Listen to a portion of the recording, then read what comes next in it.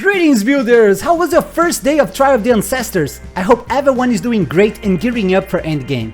Today I have a very special video for you, and that's because you guys were responsible for it. As you know, last week I released 12 starter builds for Trial of the Ancestors and asked you guys on the community tab about your favorites. Now, thousands of votes later, here are the results. The first 3 builds to battle for your votes were the Essence Drain Occultist, the Arc Totem's Hierophant, and the Spark Inquisitor, and as you can see, Spark rose victorious. Now let's talk about the winner, the Spark Inquisitor with the Templar class. Spark is an erratic lightning skill that runs on the floor, killing every living thing that has the misfortune of crossing its way. To list the pros of this build, I would start with how simple and easy it is to play it. You don't need to aim or anything, just cast the Spark and they will run on their own and get the job done. This build also only needs one mandatory unique item and counts with great boss damage and survivability. Now to list the cons, I would point that the clear speed is not very smooth because you end up having to cast Spark many times. It's almost like a Raging Spirits build. Another issue would be the lack of evasion and spell suppression, but don't worry, we have many other defensive layers here. As for budget, you can get it destroying early endgame maps with only around 85 chaos. To comfortable advance to yellow maps, you need to invest around 120 chaos, and for easily completing your Atlas, I recommend investing around 4 divines. Don't forget that on PoEbuilds.net you can find a list with all the equipment that you need to buy for this build, with direct links for examples being sold by other players. You only need one mandatory unique item for this build, the Call of the Brotherhood Ring that converts 40% of lightning damage into cold damage. This is great because we freeze enemies for more survivability and we use Herald of Ice for more clear speed. For clear speed I would give it 8 out of 10. Spark projectiles have a long duration and pierce enemies, so after you cast them they go through a long distance killing many of them. But since you can't control their path, you end up having to cast Spark many times and that might slow you down a little. The boss damage is great and deserves 9 out of 10, especially when you find yourself in a closed arena where the Spark projectiles can hit a target many times. For the survivability, I'll give it 9 out of 10. This build counts with an amazing regeneration, huge life plus energy shield pool, high armor and block chance. This can be even better if you invest a few Chaos Orbs buying a replica Soul Terror belt for the corrupted soul. Next, you guys had to choose between the Bone Shatter Juggernaut, the Rytail's Fire Juggernaut and the Explosive Arrow Champion, and this time Rytail's Fire destroyed his opponents. So it's time to talk about him, the Rytail's Fire Juggernaut with the Marauder class. Here you can use all the tankiness and life regeneration from Juggernaut to easily sustain the Rytail's Fire damage and just walk your way through the endgame.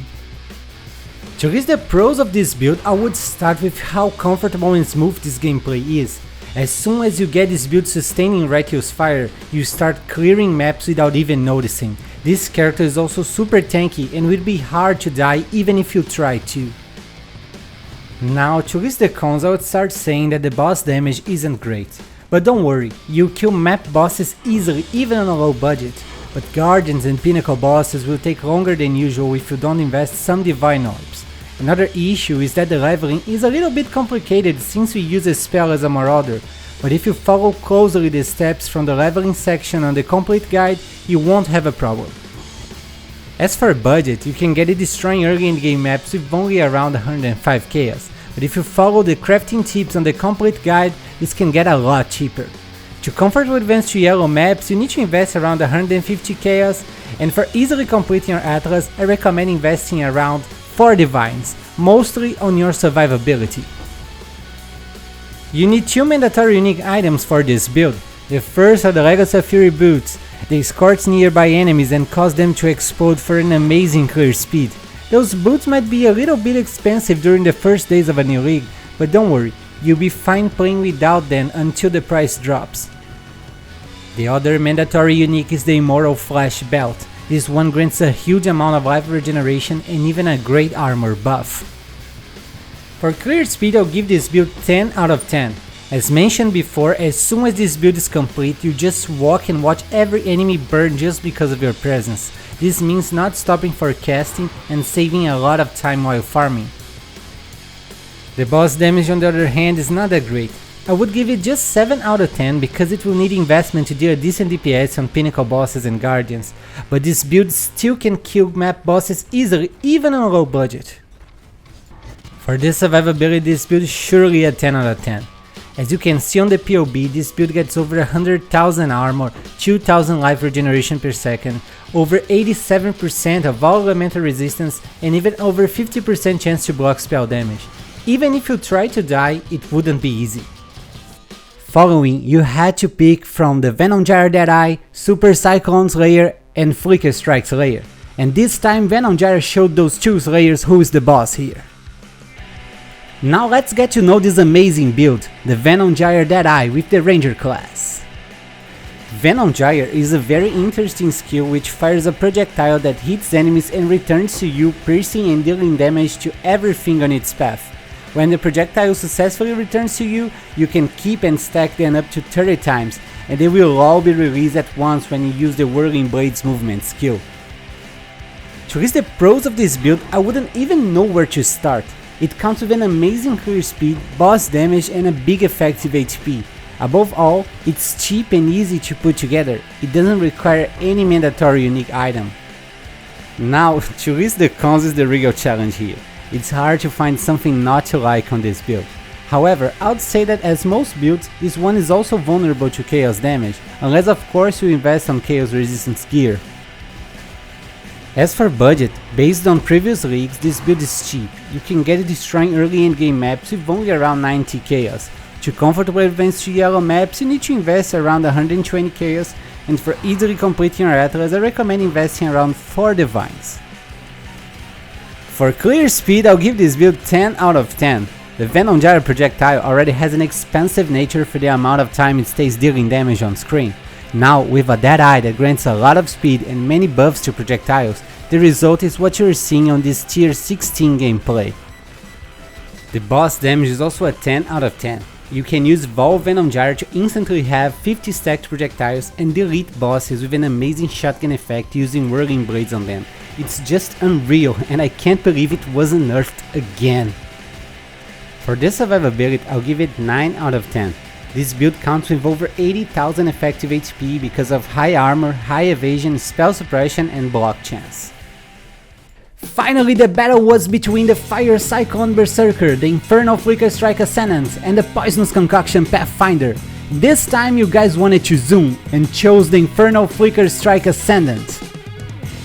Now let's take a look at this smoking hot and fast build, the Inferno Flicker Strike Ascendant with the Scion class. This build uses the unique sword Auto Sacrifice to sustain the frenzy charges needed for you to keep flickering, but that's not any autos flicker build. This one also chills and shocks enemies for a lot more damage, clear speed and survivability. To list the pros of this build, I would of course start with its clear speed. Flicker is just incredibly fast and super cool to play. This build also counts with an amazing boss damage and high survivability. Now, to list the cons, the first thing that comes to my mind is that you're always very close to enemies, which is a vulnerable position. Another issue is that you have little control over your character, making it hard on bosses where you need to mind your position or attack the right enemy. As for budget, I can only estimate it for now, but normally you can get it destroying early endgame maps with only around 90 chaos. To comfortably advance to yellow maps, you need to invest around 150 chaos, and for easily completing your atlas, I recommend investing around 4 divines. You need 3 mandatory unique items for this build. The first and most important is the Auto Sacrifice sword that allows you to maintain your frenzy charges always up even while flickering. Next, we also need the Call of the Void ring that causes your attacks to chill and shatter enemies. This ring might be a little expensive during the first days of a new league, but don't worry, you'll be fine without it while waiting for the prices to drop. Finally, we also need the Yoke of Suffering amulet that causes all of our damage to be able to shock enemies for a lot more damage. For clear speed, this build is surely a 10 out of 10.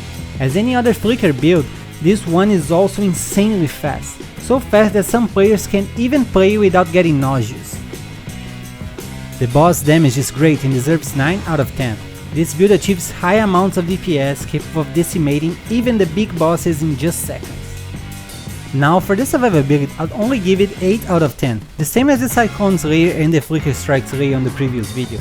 Even though this build still has almost 100,000 effective HP because of high armor, evasion and spell suppression, I had to take 2 points out because they're always very close to enemies. And that's it for today, guys. I hope you keep having lots of fun on the Trial of the Ancestors League. As always, don't forget to leave your thoughts in the comments and give a thumbs up to support the channel.